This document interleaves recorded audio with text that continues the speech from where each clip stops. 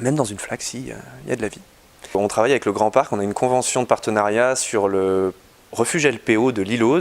Il s'est avéré qu'une petite prairie assez humide collectait un petit peu d'eau.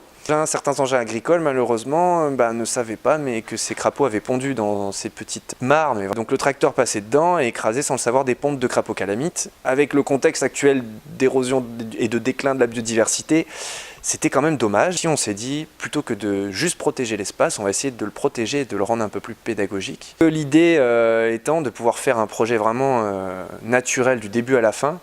Et sans plastique, c'est mieux. Et du coup, c'est posé l'idée d'étanchéifier avec de l'argile. C'est quelque chose de compliqué à mettre en œuvre.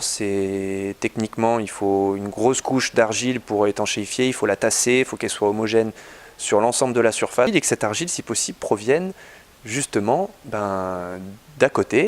Une expérience qu'on va pouvoir développée ailleurs. Et c'est pas une espèce parmi les plus connues, contrairement à d'autres espèces qui ont besoin de mares profondes, avec de la végétation, etc. Lui, il se contente d'une flaque. Par pluie fine et température douce, ils vont sortir la nuit, se mettre à chanter et aller pondre dans des eaux temporaires. Même dans une flaque, si, il y a de la vie. On le trouve par exemple beaucoup dans des carrières, justement, il y en a pas mal sur le site de Lafarge, qui est juste à côté. Le pauvre, là, il a l'air d'être complètement flippé, là. Tu peux le remettre.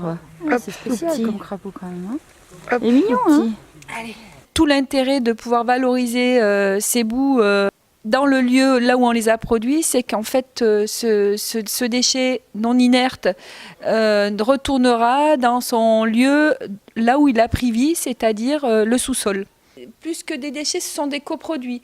Le labo et nature fait partie de notre spec de recherche, puisqu'effectivement, cela va nous permettre de travailler avec d'autres industriels, le parc et pourquoi pas des écoles, identifier l'aspect réaménagement. Aussi de fabrication de briques, nous avons des pistes en agronomie, mais ce sont des pistes de travail que nous souhaitons effectivement explorer avec toute l'équipe de Labo et Nature.